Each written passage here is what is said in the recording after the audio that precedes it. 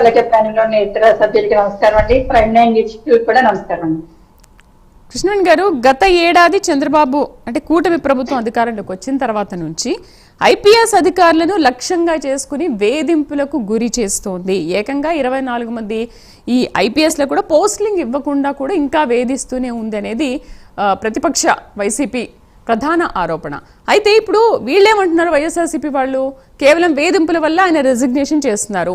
But Siddharth Kaushal version ఎలా ఉంది, నేను నా పర్సనల్గా నా వ్యక్తిగత కారణాలతోనే నేను రిజైన్ చేస్తున్నాను, ఇంకో ఫీల్డ్కి వెళ్ళిపోతున్నాను అని.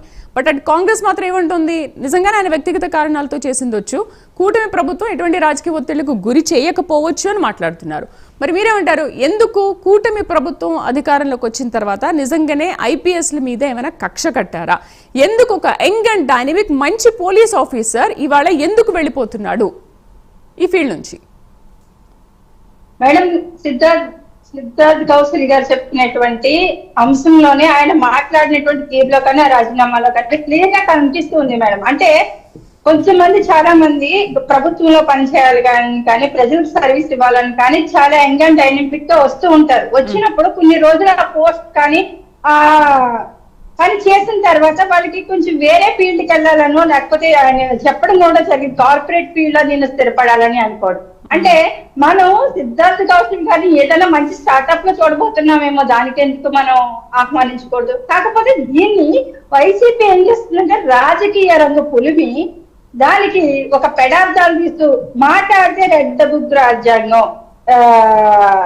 రాజ్యాంగం అంటే ఈ మాటలే పదే పదే మాట్లాడు. ఆ రోజు లోకేష్ గారు ఎదుర్కొన్నటువంటి ఒత్తిళ్లు కానీ ఆయన మీద ఆ రోజు కొంతమంది అధికారులు చేసినటువంటి పనితీరు కానీ ఆ రోజు ఆవేశంలో కానీ ఆ రోజు తీసుకున్నటువంటి నిర్ణయంలో కానీ, అంటే ఆ రోజు వైఎస్ఆర్సీపీ పార్టీ ఏ విధంగా వాళ్ళని అణచివేత గురి చేసింది అన్నది కూడా పవన్ కళ్యాణ్ గారు కూడా ఎదుర్కొన్నారు. అధికారుల నుంచి ఏ విధంగా ఆయన కూర్చోబెట్టడం వైజాగ్ లో ఇవన్నీ కూడా చూశారు, ప్రజలందరూ కూడా చూశారు. చూసినప్పుడు అలాంటి అధికారుల మీద కక్ష సాధింపు చర్యగా తీసుకోవాలంటే వచ్చిన వెంటనే జగన్మోహన్ రెడ్డి గారి హడావుడిగా తీసుకెళ్లి జైల్లో పెట్టేసి అలా ఏమీ చేయలేదు. వీళ్ళు వెంటనే బదిలీలు చేసేచ్చు, అలా కూడా చేయలేదు. వీళ్ళు మారడానికి ఒక అవకాశం కూటమి ప్రభుత్వం ఇచ్చింది. ఇవాళ సిద్ధార్థ్ కౌశల్ గారు లాంటి నిజాయితీ పరుడైనటువంటి నాయకుడిని ఎప్పుడు, అలాంటి లీడర్ని కానీ అలాంటి అధికారిని కానీ ఎప్పుడు కూడా తప్పు పట్టలేము మేడం. ఎందుకంటే ఆయన తీసుకున్న నిర్ణయాన్ని స్వాగతించాలి తప్ప దానికి రాజకీయ రంగం అయితే మాత్రం పొలవకూడదు. ఇంకా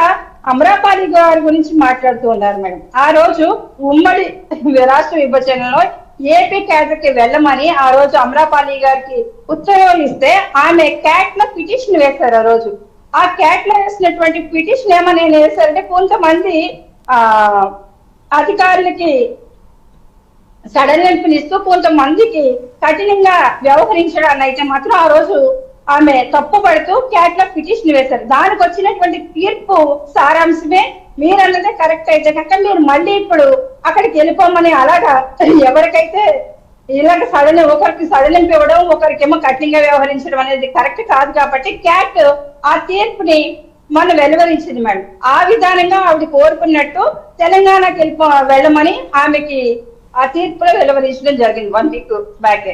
కానీ ఈ విషయం వైసీపీ నాయకులు దానికి కూడా రాజకీయ రంగు ఊపునుంటారు. అంటే దాని వెనకాల జరిగినటువంటి ప్రాసెస్ కానీ అక్కడ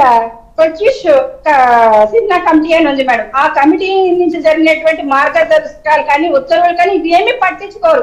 ఆమె అమరాపాలి గారు అప్పుడు ఉమ్మడి రాష్ట్ర విభజనలో వేసినటువంటి ఆ పిటిషన్ కి సంబంధించి తీర్పు వచ్చినప్పుడు ఇప్పుడు ఆవిడని తెలంగాణకి వెళ్ళమని చెప్పడం జరిగినప్పుడు ఈ విషయాలు ఎవరు కూడా క్షుణ్ణంగా పరిశీలించరు, దీని గురించి మాట్లాడరు. తీసుకొచ్చి అమరాపాలి గారు కూడా ఇక్కడ పని చేయలేకపోతున్నారు, అందుకని ఆవిడ తెలంగాణకు పంపించేస్తున్నారు అని మాట్లాడతారు మేడం. అంటే దీనికి ప్రతి దానికి కూటమి ప్రభుత్వం మీద బురదేసే విధానం తప్ప దానికి వెనకాల జరిగినటువంటి ఏ విషయాన్ని కూడా వీళ్ళు పట్టించుకోరు. మాట్లాడితే రెడ్ బుక్ రాజ్యాంగం మా లోకేష్ గారు అన్నారు, అధికారులందరినీ తీసుకెళ్లి పడేస్తున్నారు. ఇవాళ లిక్కర్ స్కామ్ బయటకు వస్తూ ఉంది, అందులో తప్పులు చేసినటువంటి కొంతమంది అధికారుల పేర్లు కూడా వస్తున్నాయి. సజ్జల గారు పేరు దగ్గర నుంచి మొత్తం అందులో ఉన్నటువంటి గ్యాంగ్ పేరంతా భాస్కర్ రెడ్డి గారి వాళ్ళందరి పేర్లు వస్తూ ఉన్నాయి ఎక్కడికక్కడ.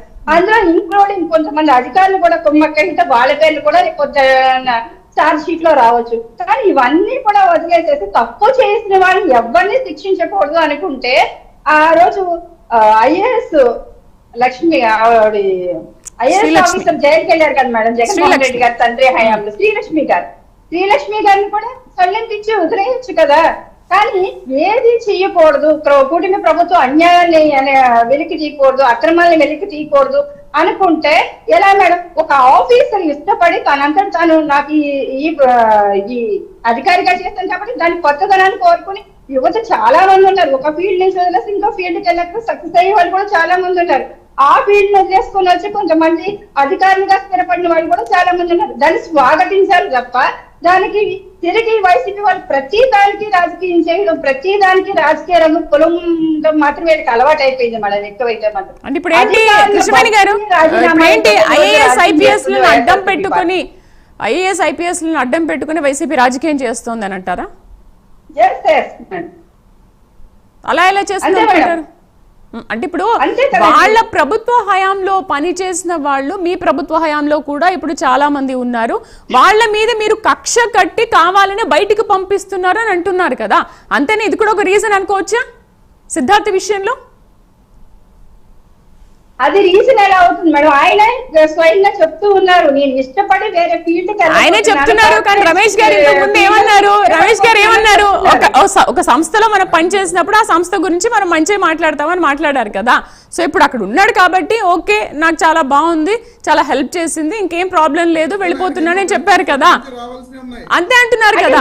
వెళ్ళాలంటారా? ఏ అధికారిగా తన ఇష్ట ప్రకారం వెళ్ళిపోతున్నప్పుడు కూడా లేదు కూటమి ప్రభుత్వం నన్ను చాలా ఇబ్బంది పెట్టిందండి, రెడ్ బుక్ రాజ్యాంగంలో నన్ను పేరు మెన్షన్ చేశారు కాబట్టి నేను రాజీనామా చేసి వెళ్ళిపోతున్నాను, ఆ కూటమి ప్రభుత్వం వల్లే నేను వెళ్ళిపోతున్నాను, దానికి వైఎస్ఆర్సీపీ పార్టీ నాకు చాలా మద్దతు ఇస్తుందండి, ఇప్పుడు నాది చాలా సానుభూతి చూపిస్తుందండి, చాలా మంది అధికారులను బలి చేసేసినప్పటికీ కూడా మేము వెళ్ళిపోతున్నప్పుడు మాత్రం ఓదార్పుకి అలాగే సానుభూతి చూపడానికి అయితే మాత్రం ముందస్తుగా వచ్చేది మా జగన్మోహన్ రెడ్డి గారు, వాళ్ళ కేడర్ ముందు వస్తారండి అని సిద్ధార్థ్ కౌశల్ గారు ఏమైనా చెప్పారా మేడం? అలా ఏమీ లేదు కదా. ఆయన అంతటా స్వయంగా వెళ్ళిపోతున్నాను అని చెప్తున్నప్పుడు కూడా దాని మీద కూడా ఐపీఎస్ల మీద కూడా వీళ్ళు రాజకీయం చేసుకుంటే సానుభూతి రాజకీయం మొన్నటి వరకు తెవ రాజకీయాలు అయిపోయాయి మేడం, ఇప్పుడు సానుభూతి రాజకీయం మొదలు పెట్టారు. చూద్దాం. అంటే సిద్ధార్థ్ కౌశల్ కూడా టోటల్ బయటకు వచ్చాక ఆయన ఏం మాట్లాడదో చూద్దాం. ఎందుకంటే కసిరెడ్డి రాజశేఖర రెడ్డి విషయంలో అదే జరిగింది కదా, ఆయన అంతలో ఉన్నంత వరకు బాగానే మాట్లాడారు, బయటకు వచ్చిన తర్వాత ఆయన కుట్రలన్నీ బయటపడిన తర్వాత ఏం మాట్లాడారు చూసాం మనం కూడా. సో నెక్స్ట్ చూద్దాం, వెయిట్ చేద్దాం. రైట్ అనుష గారు, మరి ఏంటి వెయిటింగ్ లో ఉంచిన ఈ 24 మంది ఐపీఎస్ల సంగతి ఏంటి? ఇప్పుడు మాకు కావాల్సిన పోస్టులు ఇవ్వలేదు,